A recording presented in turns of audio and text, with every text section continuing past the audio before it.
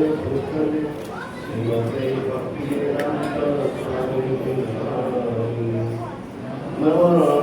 सरस्वती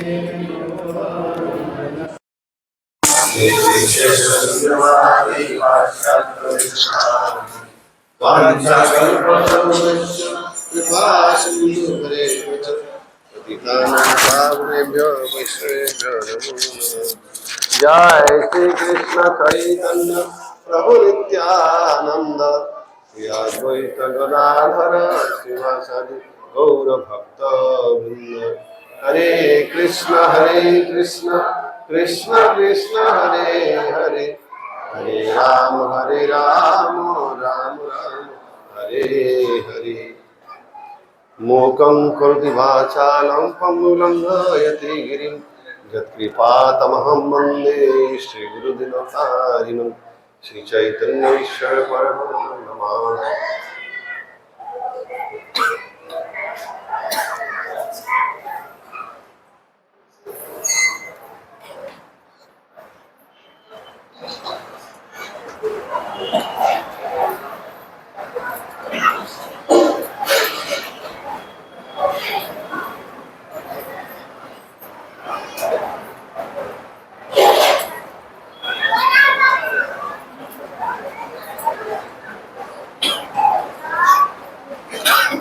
बाচ্চাদের সামলাও, হ্যাঁ হল্লা না করে।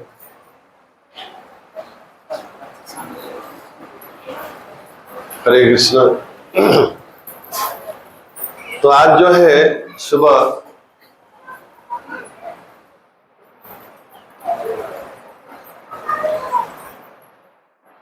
प्रसाद था और उसका उत्सव अभी है। हमारे प्रिय भक्त श्रीमान नीलमणि प्रभु का भगवत धाम गमन आप सभी लोग जानते हैं। कई सालों से हमारे सेवा करते थे। जब मैं बोलता था कि जाओ कि वृंदावन की सब व्यवस्था कर रहने का प्रसाद हरिद्वार नॉर्थ में कहीं पे भी तो सभी जगह जाया करते थे।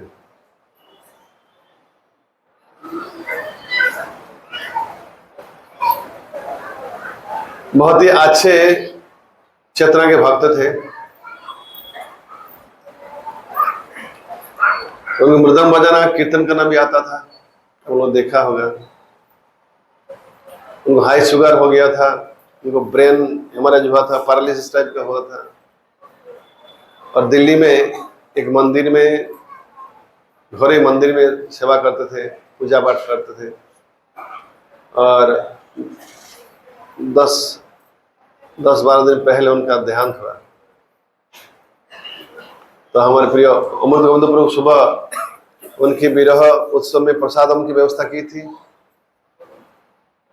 नीलमणि प्रभु उड़ीसा उनका जन्मस्थान और श्री श्रीमद राधा गोविंद स्वामी महाराज राधा गोविंद गोस्वामी महाराज के शिष्य है।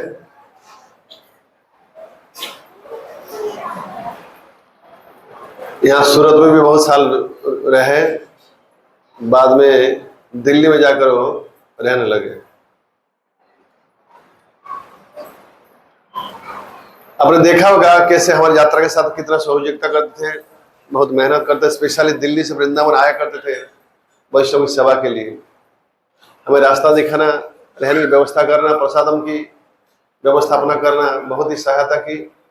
तो हम श्री राधा श्याम सुंदर के चरण में निवेदन करते हैं कि उनको अपने धाम ले जाएं और राधा श्याम सुंदर सेवा में उनको नियुक्त करें। श्रीमान नीलमणि प्रभु की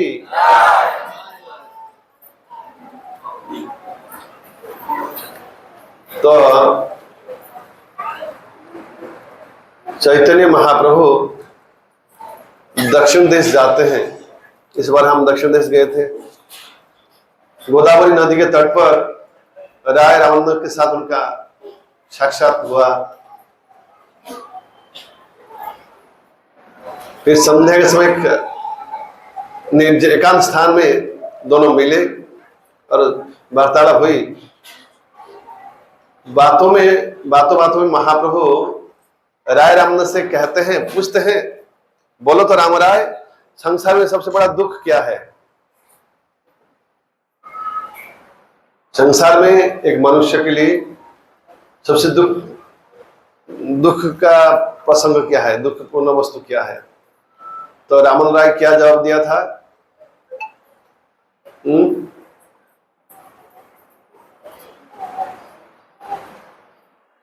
कि दुखों में सबसे चरम दुख है भक्तों से बिछड़ जाना, भक्तों से विच्छेद।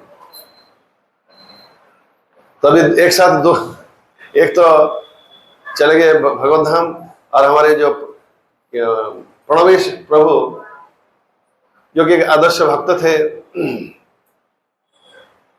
आप लोगों ने देखा होगा जब मंगलारती हुआ करता है वो पहले आ जाते हैं साइकिल से, अपनी सेवा करते रहते हैं। वहां आश्रम में भी कोई उठे ना उठे, अपना उठकर नित्य कर्म करके भजन में लग जाते हैं ज्यादातर। प्रारंभ में कुछ महीना हमने उनको कुछ समझ नहीं पाए। मैं तो वो हिसाब लगाता था, हम चर्चा करते थे कि कैसे भक्त हैं, वो जल्दी आते जल्दी चले जाते हैं। हम सब दुखी थे उनके लिए, ये पकड़ में नहीं आते, इनका हिसाब लगाना कठिन पड़ता है।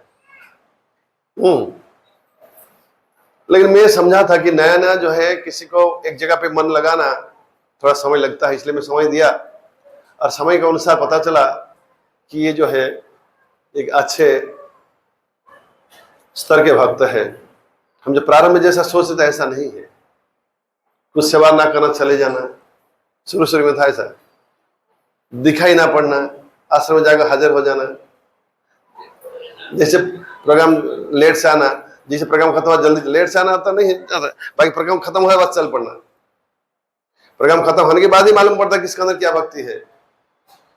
अब चाहे जल्दी खत्म करो, देर खत्म करो, कुछ लोग जो है अपने पेड़ी पटली गोछा के घर पे जाकर सो जाएंगे। अब देखता, अभी मैं 5 मिनट खत्म कर देखता हूँ कितने लोग रहते हैं। प्रसाद के बाद भी बर्तन सफाई करना, हल सफाई करना। भक्ति में ठाकुर क्या कहते हैं कि भक्ति के सबसे गोपनीय सूत्र क्या है? भक्त सेवा परम सिद्धि प्रेम लतिकार मूल। यहाँ के नजदीक जो है, कुछ लोगों में विनती करके थोड़ा रुकिए, सेवा कीजिए, बोले नहीं हम घर पे जाके सोएंगे। बोले घर पे जाके सो, लेकिन मंगला तुम्हें देखना चाहता हूँ। नहीं, 1-2 दिन उठो बाद में नहीं, साधु रिपोर्ट भेजो नहीं। कितना सोना जरूर, कितना घंटा सोओगे? जल्दी जाओगे, देर से उठोगे, फिर भगवत धाम जाने की क्या विचार है? मैं कल भी कह रहा था, जिंदा आदमी का एक श्मशान है, जिंदा आदमी का एक श्मशान है, ये दिल में पूरा आजीवन बिठा करके। वो क्या है? आलस्यता, सोते रहना बस।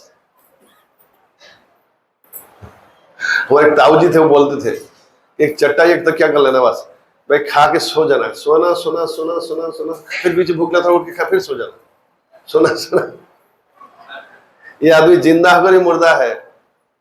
मैं नहीं कह रहा, महात्मा ने कहा है कि जिंदा आदमी का एक श्मशान कहा है ना आलस्यता।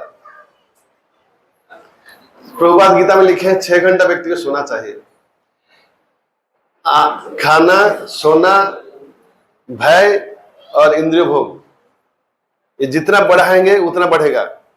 आहार निद्रा मैथुन भय जत बढ़ा ले तत है। अब जितना बढ़ाते रहोगे और उसका बढ़ेगा, और चाहिए। इन्हें उसको लिमिट करना पड़ेगा, नहीं तो जिंदा क्या है, वो तो संसार में रहकर भी मुर्दा है, मुर्दा के तुल्य है।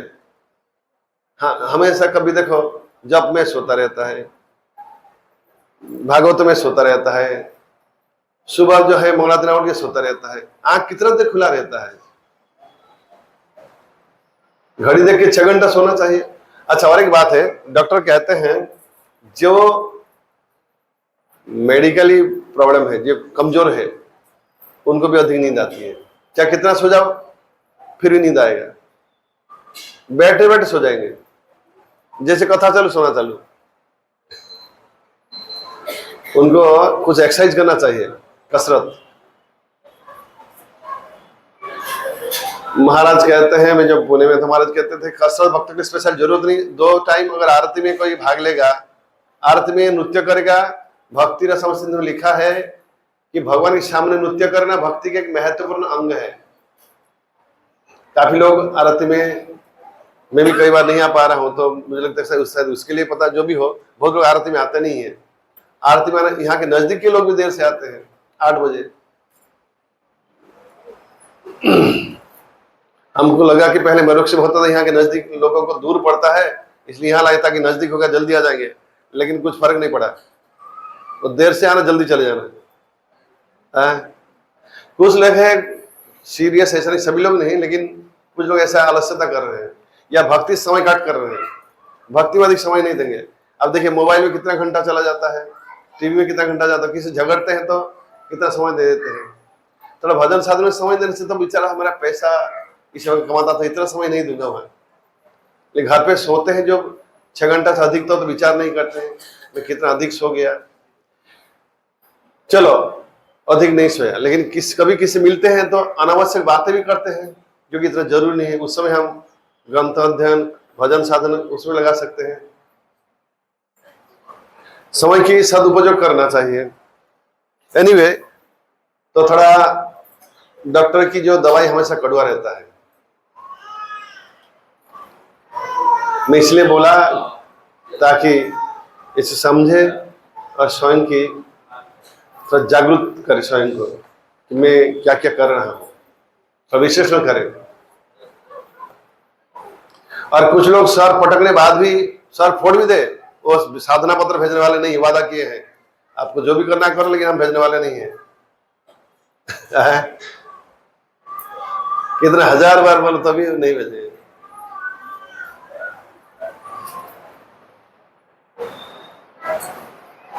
ठीक,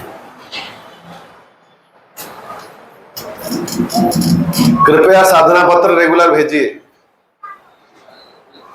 कितने लोग भेजने वाले हैं? अब अभी भेजते हैं, आगे भेजने वाले हाथ ऊपर करिए ना, जो लोग भेजते हैं और भेजने वाले हैं।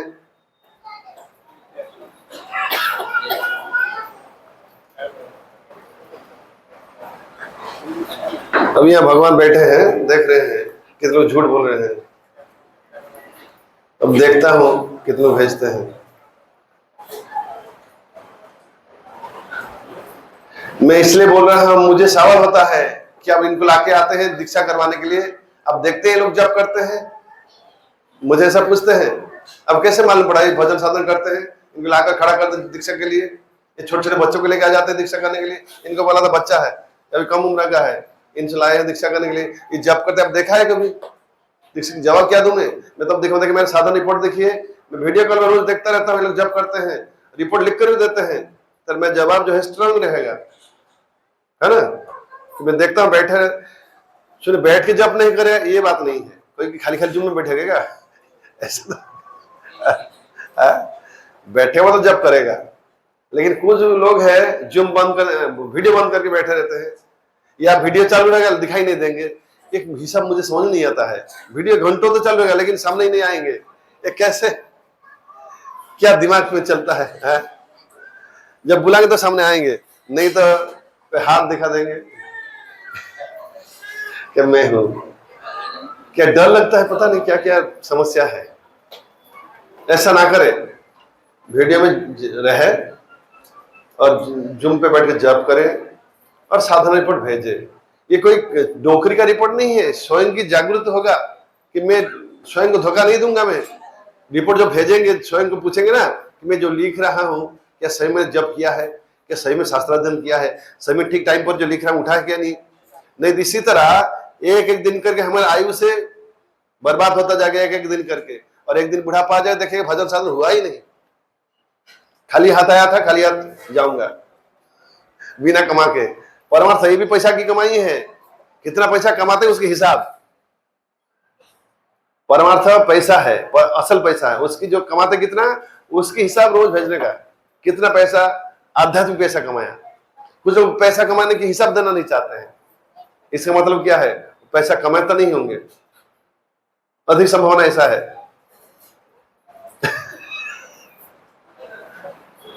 या तो कमाने में कुछ गड़बड़ी है, घोटाला है,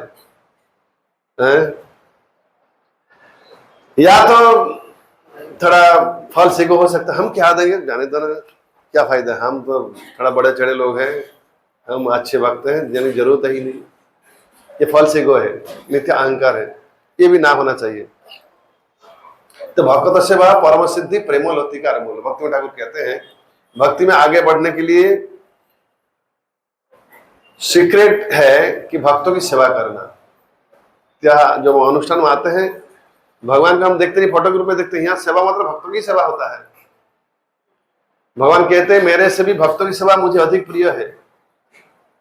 अहम भक्त पराधीन नहीं स्वतंत्र बुद्धि जो साधुग्रस्त हृदय भक्त भक्त जनप्रिय। मैं भक्त अधीन में रहता हूँ, भक्त मेरा भक्त जनप्रिय, मेरा भक्ति तो क्या कहना है, मेरा जो भक्त का भक्त है यानी मेरे भक्त का जो सेवा करता है वो मुझे अधिक प्रिय और मेरा असल भक्त है। भक्त सेवा चैतन्य महाप्रभु की शिक्षा की सार यही है कि भक्तों की नम्र सेवा करना और दिव्य नाम का जप और कीर्तन करना, ये महाप्रभु की शिक्षा की सार का संक्षेप है। 2 वाक्य, भक्तों की नम्र सेवा करना, पहला वाक्य भक्तों की सेवा, फिर सेकंड में आता है भगवान दिव्य नाम का जप और कीर्तन करना, जो कि सारे धर्मों का सार है। तो थोड़ा मौका मिलता है तो भागना नहीं चाहिए, ठीक है। तो ये भजन का संक्षेप में हम अनुवाद पढ़ लेते हैं। ये भजन अभी गाया हमने। ज्ञानीला प्रेम धन करुणा प्रचुर हेन प्रभु कथा गेला आचार्य ठाकुर।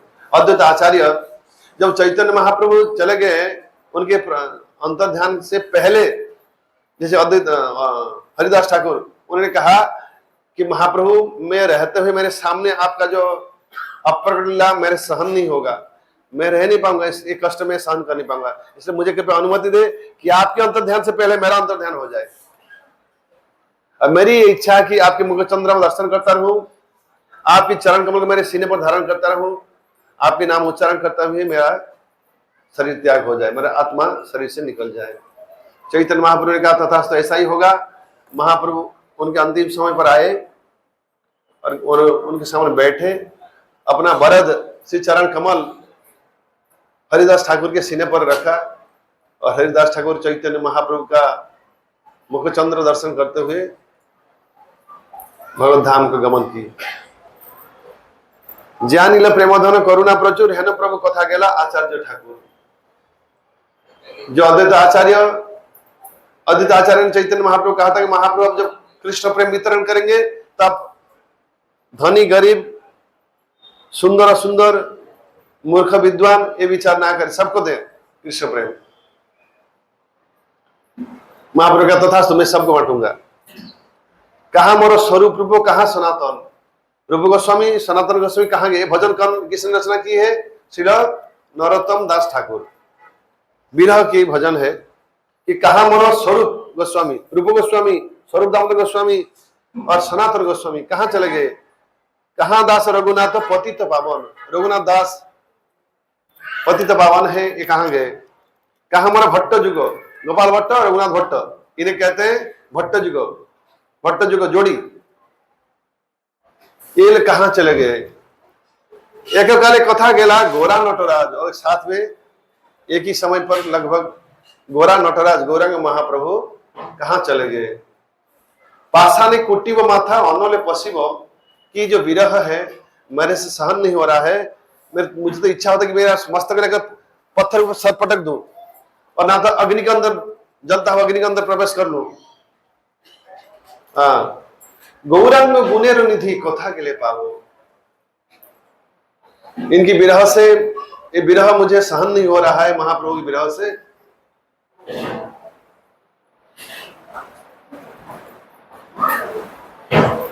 चैतन्य महाप्रभु विरह की कथा गदाधर सुन के तुरंत अप्रकट हो गए, खाली सुनकर।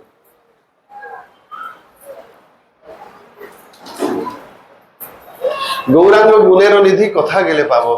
गौरांग महाप्रभु जो गुण की जो खान है, निधि कहाँ मिलेंगे? वो से सब संगे संगे जे कोइला विलास से संग ना पाया कांदे नरोत्तम दास। जो इन भक्तों के साथ संग किए हैं, उनके संग भी मुझे नहीं मिल रहा है। मैं नरोत्तम दास, मैं रो रहा हूं। नरोत्तम दास ठाकुर भजन की रचना किए हैं। ये विरह की भजन है कि वैष्णव विरह। तो चैतन्य महाप्रभु रावण राय को पूछा, संसार में सबसे बड़ा दुख का वस्तु क्या है? ना भक्तों से भक्तों का विरह, कोई अप्रकट हो जाता है या तो कोई दूर चले जाते हैं। ये जब संसार में भक्तों का जो विच्छेद है, ये सबसे चरम दुखदायक है।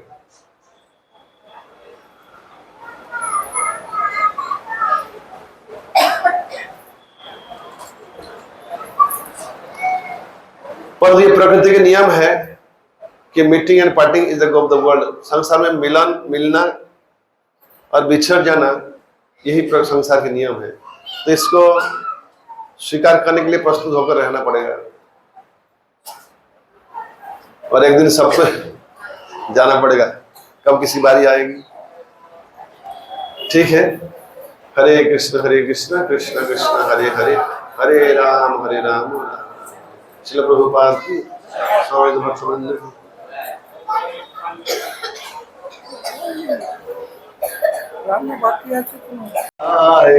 दृढ़ करी धर निताय पाए,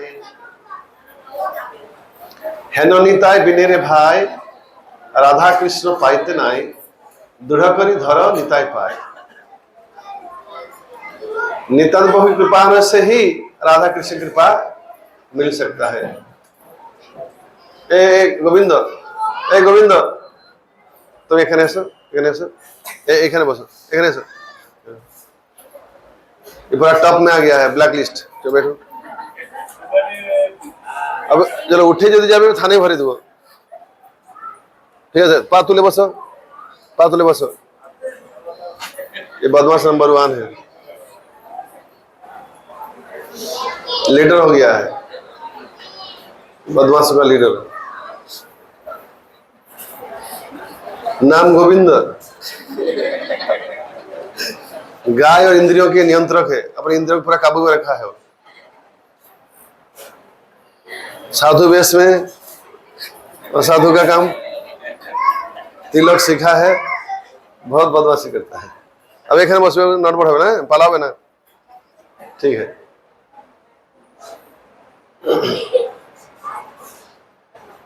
तो संक्षेप बताता हूं। कृष्णदास कविराज गोस्वामी चैतन्य चरितामृत में नित्यानंद तत्व की जो विश्लेषण किए हैं, उसमें से खाली थोड़ा सा मैं बताता हूं। भगवान श्री कृष्ण परमेश्वर है, ईश्वर परम कृष्ण सच्चिदानंद विग्रह, अनादिरादि गोविंद सर्व कारण कारण। परम ईश्वर जो है श्री कृष्ण है। कृष्ण लीला विलास करने के लिए बलराम को प्रकाश करते हैं। बलराम फिर लीला की और संप्रसारण के लिए चतुर्भुज को प्रकाश करते हैं। चतुर्भुज जो है क्या क्या नाम है? वासुदेव, संकर्षण, प्रद्युम्न और अनिरुद्ध। मैंने कई बार बताया है, इसको याद करने की जो तरीका है, भौतिक उदाहरण वेस्पा, VSP वेस्पा स्कूटर। हाँ, VSPA, V वासुदेव, S में संकर्षण, P में प्रद्युम्न और A में अनिरुद्ध। ये चतुर्भुज कहलाते हैं। वासुदेव, संकर्षण, प्रद्युम्न, अनिरुद्ध। तो ये जो संकर्षण है, इनसे नारायण का प्रकाश होता है। फिर नारायण से महाविष्णु, 3 पुरुष अवतार, महाविष्णु या कारणोदकशाही विष्णु, गर्भोदकशाही विष्णु, क्षीरोदकशाही विष्णु। कारणोदकशाही विष्णु जो निश्वास छोड़ते हैं, उनकी रोमकूप से अनगिनत असंख्य ब्रह्मांड का निस्सरण होता है। जिससे कि हमारे शरीर से पसीना निकलता है। जब हमारा शरीर गर्म होता है, ये भाग दौड़ करते हैं।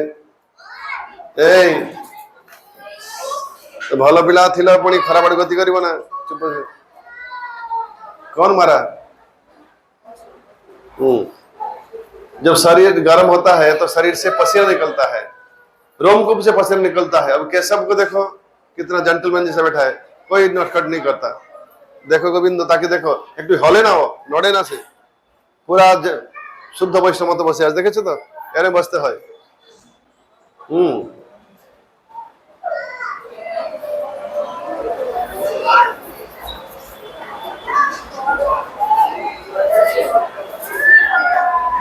तो कांदक साई विष्णु जब निश्वास छोड़ते हैं, उनकी रोमकूप से ब्रह्मांड माड़ा मड़ा हुई तो रोमकूपे विराज हुई। अनगिनत ब्रह्मांड भगवान कांदक साई विष्णु के गर्भ रोमकूप में अवस्थान करते हैं। और जब निश्वास छोड़ते हैं तो सृष्टि होता है। अनगिनत ब्रह्मांड हरे कृष्ण कृष्ण कृष्ण हरे हरे, हरे राम राम राम हरे हरे। अनगिनत ब्रह्मांड का सृष्टि होता है। और जब प्रश्वास ग्रहण करते हैं महाप्रलय होता है। अच्छा, ये कांदक साई विष्णु के उनसे फिर प्रकाश होता है गर्भोदक साई विष्णु। कारण उदक साई विष्णु अन्य ब्रह्मांड सृष्टि करते हैं और गर्भोदक साई विष्णु सभी ब्रह्मांड में प्रवेश करते हैं, उसको एक्टिव करते हैं। सभी ब्रह्मांड के आधा हिस्सा को अपने पसीना से भर देते हैं, उसमें अनंत से आगे पर लैटे रहते हैं। उनकी नाभि से कमल उगता है, कमल प्रस्फुटित होता है, उस कमल में ब्रह्मा की जन्म होता है। बाकी कमल के नीचे सब जो है बाकी 13 लोग अवस्थान करता है। जहां ब्रह्मा अवस्थान करते हैं उसको सत्यलोक या ब्रह्मलोक कहा जाता है।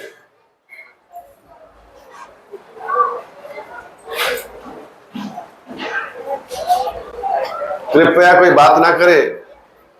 हरि कथा के समय बात करने से भगवान बहुत दुखी होते हैं और नाराज भी होते हैं। ये गंभीर अपराध है। कृपया कथा में बाधा ना डालें।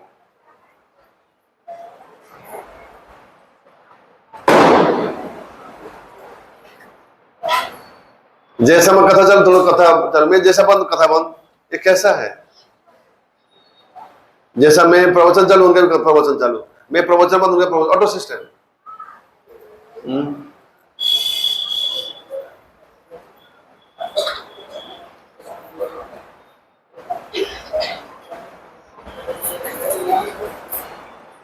गर्भोदक साई विष्णु के नाभि कमल से एक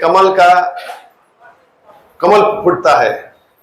उस कमल जो है ब्रह्मलोक है, जहां ब्रह्मा अवस्थान करते हैं, उसे सत्यलोक कहा जाता है। और कमल के नीचे जो डंडी है, जो ब्रह्मा के नाभि तक छुया है, नाभि से लेकर कमल पुष्प तक, देखा आपने ऐसा कमल फूटा है यार, ये डंडा नाड़ी है, कमल की नाड़ी है। इसमें 13 लोग अवस्थान करते हैं।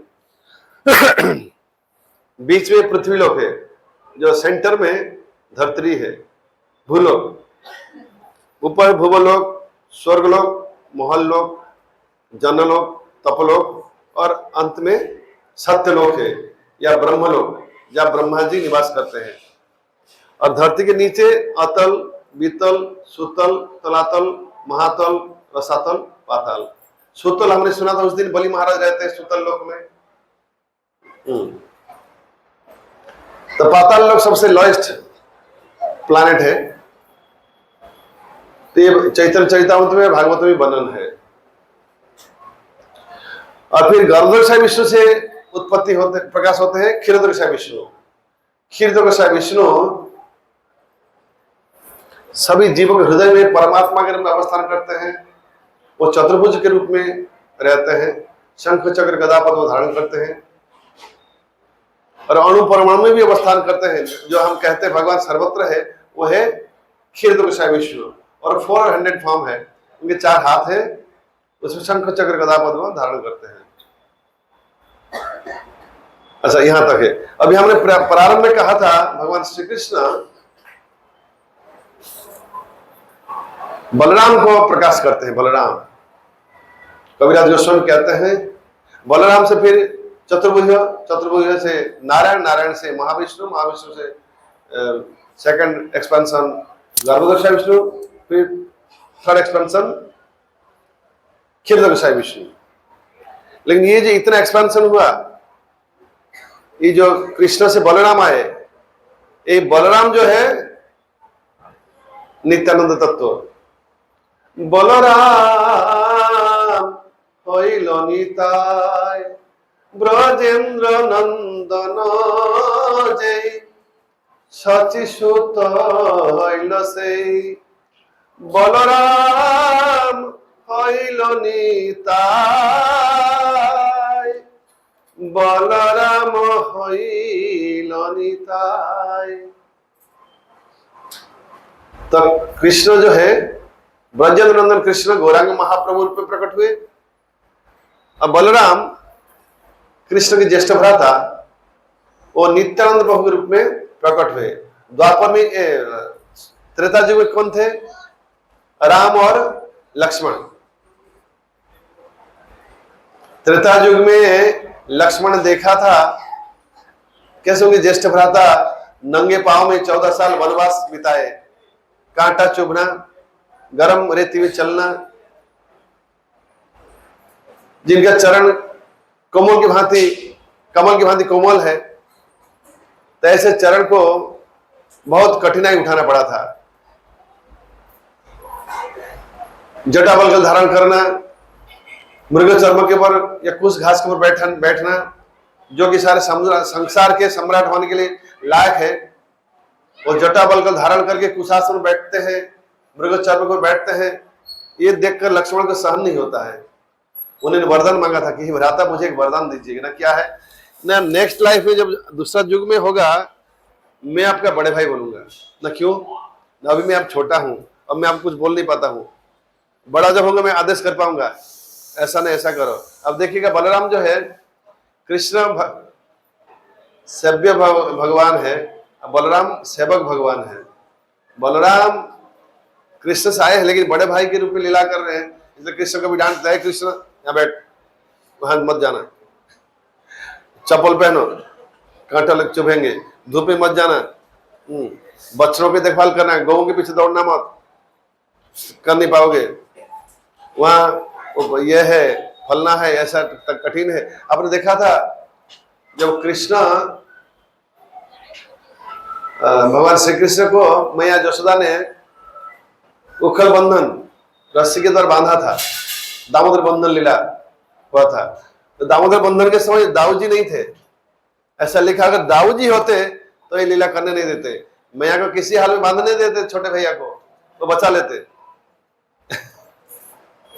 दाऊ जी नहीं था इसलिए घटना घट गई कि उनके भैया छोटा कन्हा को मैया ने रस्सी से बांध कर धूप में बिठा दिया था और डंडे से मारने के लिए दौड़ा भी था, कान रगड़ा था, बहुत कुछ किया था। लल्ला थोड़ा नाटक भी, कुछ दिन तक माँ से बात नहीं की, और बाबा को जाकर कहते हैं जो स्कूल जाना कपड़ा आप पहनाओगे, आप नहाओगे, मुझे स्नान कराओगे, भोजन आप खिलाओगे, माँ से बात नहीं करेंगे। माँ ने बहुत कठिन दंड दिया है। एनीवे, तो ये कृष्ण बलराम जो त्रेता युग में राम और लक्ष्मण थे, अब ये द्वापर युग में बलराम हो गए लक्ष्मण और राम हो गए कृष्ण। बड़े भाई बन गए छोटे भाई, छोटे भाई बन गए बड़े भाई, ये जानबूझकर। और गौलीला में वही हाल है, नित्यानंद प्रभु ज्येष्ठ है और गौरांग महाप्रभु कनिष्ठ है। नित्यानंद प्रभु की जन्मस्थान जो है एक चक्रा है, उनके पिताजी का नाम हाड़ाई पंडित, हाड़ाई ओझा या पंडित, मां के नाम पद्मावती देवी। ऐसा लिखा है, नीचे होकर बैठा है, हाँ स्टैचू जैसा है, तो भालो तो देखो गोविंद, ये असत्संग हो जाएगा भी ऐसा हो जाएगा, असत्संग त्याग है वैष्णवाचार, इनके साथ मिलेगा भी ऐसा हो जाएगा। समझ के संग करना।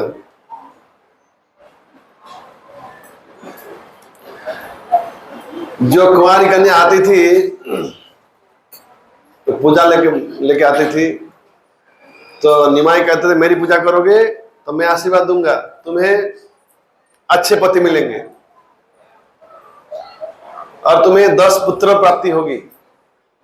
महाप्रभु ऐसे आशीर्वाद देते हैं, भगवान के आशीर्वाद देते हैं, 10 पुत्र की मां बनोगे। विवाह में मंत्र में है, मालूम है, जो विवाह हम कराते हैं उसे मंत्र में लिखा है कि तुम 10 संतान की मां बनो। मुझे मिला घर में 11 पुरुष हो, ये पूरा लिखा है। लेकिन आजकल सरकार कहते हैं हम दो हमारे एक, यह ना हो तो और अच्छा है। निर्विशेष शून्यवाद। कैसे अजीब है। श्रील प्रभुपाद कहते हैं जनसंख्या बढ़ने से संसार में तकलीफ नहीं है, तकलीफ है कुलांगार संतान की, अवांछित संतान की जन्म होने से। अगर 100 पुत्र हो, अगर 100 पुत्र योग्य पुत्र हो, कोई तकलीफ नहीं है। लेकिन एक ही पुत्र हो लेकिन अयोग्य हो, तकलीफ ही तकलीफ। पिता माता को देखेगा नहीं, कुछ भी नहीं करेगा, खुद का देखभाल ठीक से नहीं कर पाएगा। तो महाप्रभु कहते हैं मैं आशीर्वाद दूंगा, 10 पुत्र की मां बनोगे और अच्छे रूपवान गुणवान पति तुम्हें प्राप्त होंगे। और मुझे अगर पूजा नहीं दोगे, नहीं करोगे तो पति मिलेंगे लेकिन पहले से उसका सौतेन होगी। सौतेन मतलब पहले शादी करके रखा होगा। वो एक स्त्री के लिए सबसे कठिन परिस्थिति है सौतेन के साथ संसार चलाना।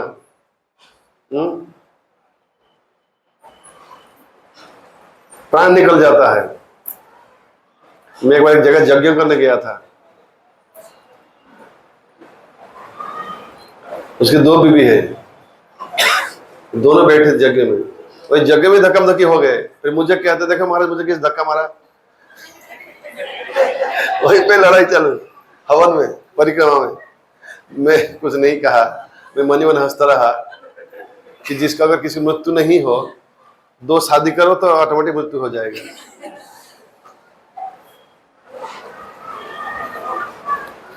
तो उसका नाम क्या है भागवत महात्म्य में?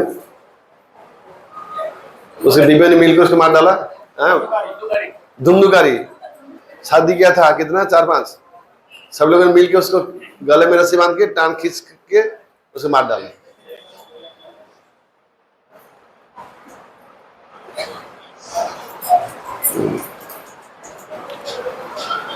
हमारे एक प्रभु कहते हैं जो था, और किसी का लड़ाई हुआ, दुश्मनी साधना हो, किसके प्रति किसका दुश्मनी अच्छी तरह निभाना मतलब कार्यकारी करना हो, शत्रुता, उसको समझा बुझा के शादी करवा देना।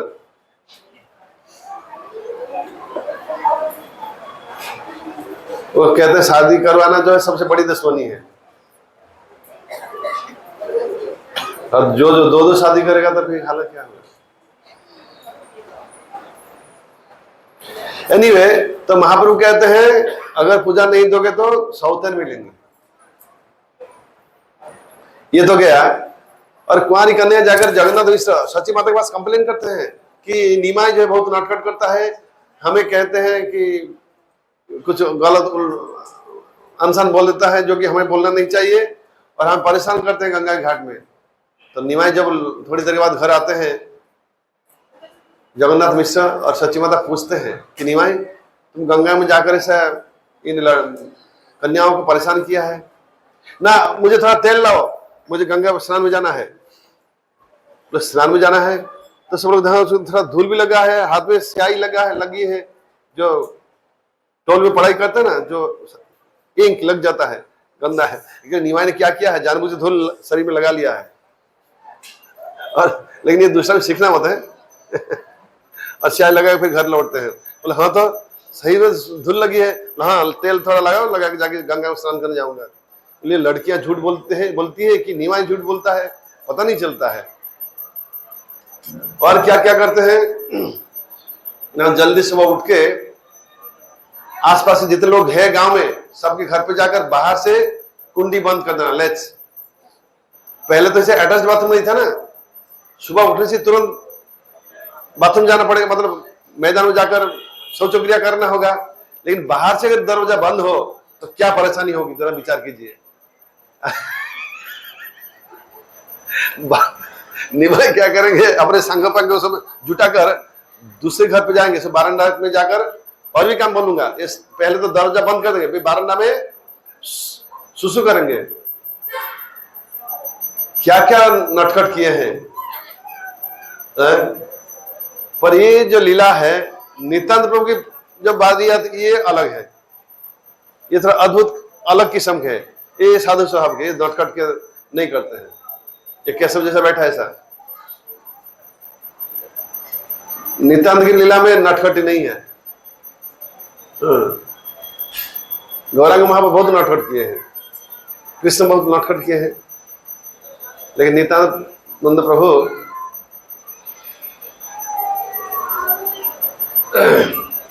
बचपन में बहुत सारी लीला की है।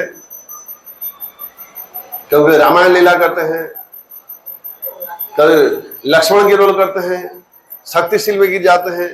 कोई जाता है फिर हनुमान बन के वो गंधमार्दन उठा के ले आता है। फिर कोई वो क्या आयुर्वेदिक डॉक्टर बनता है, क्या नाम उसका, डॉक्टर नाम सुसेन वैद्य। कौन कहा सुसेन, क्या बोल? अच्छा, सुसेन जो वैद्य है रावण के, लंका के, उनको उठा कर लेके आते हैं हनुमान पूरा घर के साथ, उसके लगाते हैं। सुसेन कहते हैं कि जब दवाई लाकर इलाज करते हैं, तो ये ड्रामा करते, फिर ये उठ पड़ते हैं। एक्चुअली जब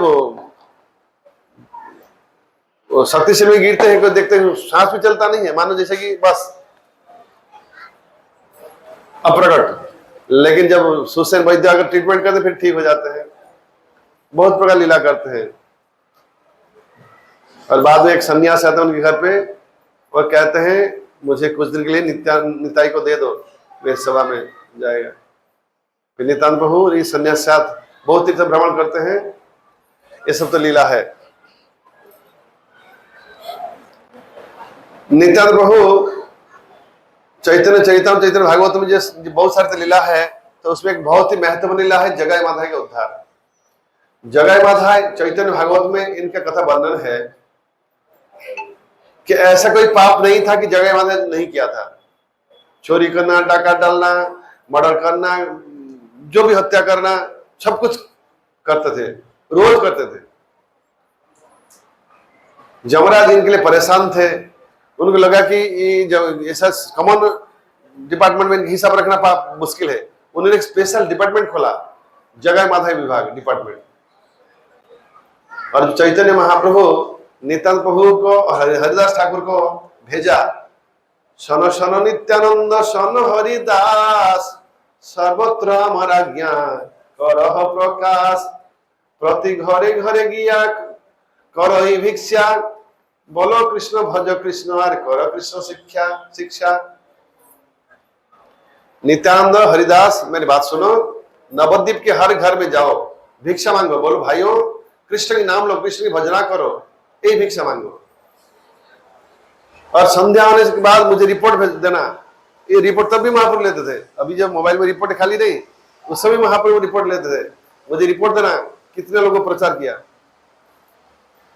तो एक दिन महाप्रभु के कहने पर प्रचार में निकले नित्यानंद, जगह हरिदास और नित्यानंद प्रभु गंगा घाट से गुजर रहे थे। देखा दो भाई शराब पीकर बस पूरा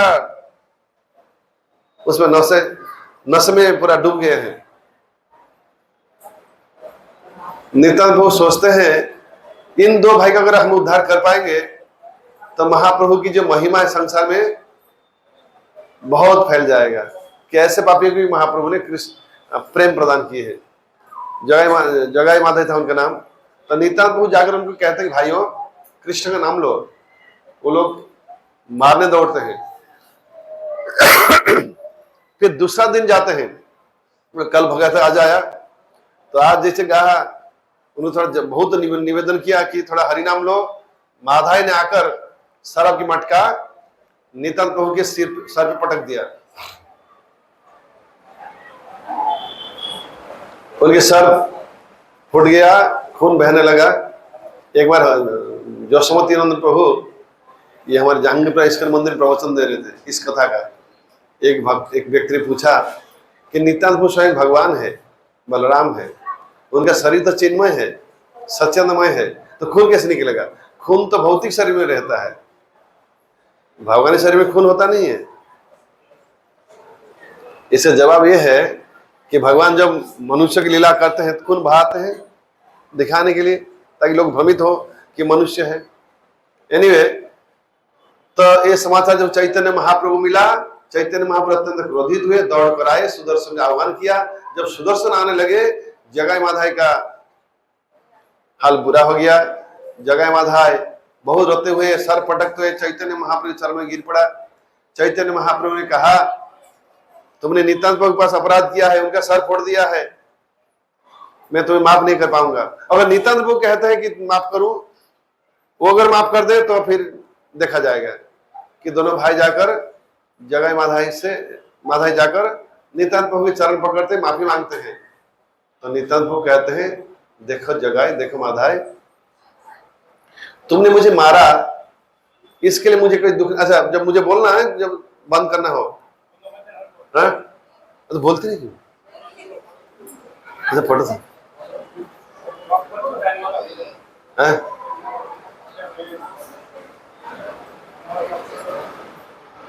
ऐसे तो बोल से ना, इसको मैं पूरा कर लेता हूं कि तुमने मुझे मटके से मारा, मेरे खून बहा दिया, इसलिए मुझे कोई दुख जरा सा भी नहीं है। लेकिन मेरी ये दुख है, मेरे जो भिक्षा मांगा वो भिक्षा नहीं दे रहा हूं। मेरी ये भिक्षा है, तुम लोग जो है कृष्ण के नाम लो। मतलब हरे कृष्ण कृष्ण कृष्ण हरे हरे, हरे राम राम राम हरे हरे। तो जगह माता ने कहा कि कभी और पाप मत करना, भक्तों की सेवा करना और हरि नाम जप करना। अभी भी एक घाट है माधाई घाट, कल यहाँ नौका में भक्तों का यह घाट साफ सफाई रखना और भक्तों की सेवा करना। तो ये माधाई घाट है मायापुर में। वहां काटो में माधाई तला है, जहाँ जगाई माधाई का भजन स्थली है। माधाई तला काटवा में एक जगह है। जगाई माता की एक परंपरा भी है कि बाद में महान वैष्णव बन जाते हैं और कभी पाप नहीं करते हैं। और ये जो समाचार जमराज को मिला, वो बेहोश हो गए थे बहुत समय के लिए। जब होश आया, बेहोश की वजह चित्रगुप्त ने कहा कि महाराज, इस जगाई माता का उद्धार कर दिया चैतन्य महाप्रभु ने हरिनाम के द्वारा। खाली हरिनाम की तो सभी पाप से मुक्त हो गए और पाप भुगतना नहीं पड़ेगा, वो महात्मा हो गए, भगवत धाम जाएंगे, उसके लिए योग्य है। ये बात सुनकर जमराज बेहोश हो गए थे। फिर बाद में जमराज उठकर खड़े हुए। फिर चित्रगुप्त, वहां शिवजी, नारद, सुखदेव गोस्वामी सब लोग मिलकर के बहुत लंबा उदंड हरिनाम संकीर्तन हुआ था जमलोक में, ऐसा वर्णन है। जगाई माता उद्धार की, जो जगाई माता का उद्धार हो, इस तरह इससे संसार को पता चला कि चैतन्य महाप्रभु कितने कृपालु है। इतने चरम पापी को भी खाली हरिनाम करा के उनका उद्धार कर दिया। तो हम अगर हरिनाम करेंगे, हमें भी जगाई माता की कमी नहीं होगा, जो भी हो तो अवश्य उद्धार होगा। महाप्रभु की कृपा अवश्य मिलेगी।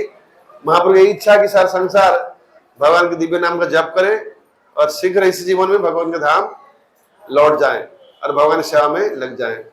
हरे कृष्ण कृष्ण कृष्ण हरे हरे, हरे राम राम राम हरे हरे। कुछ कठिन शब्द बोला तो माफ कीजिएगा। आप सभी लोग भगवान को प्रिय हैं, जरूर कुछ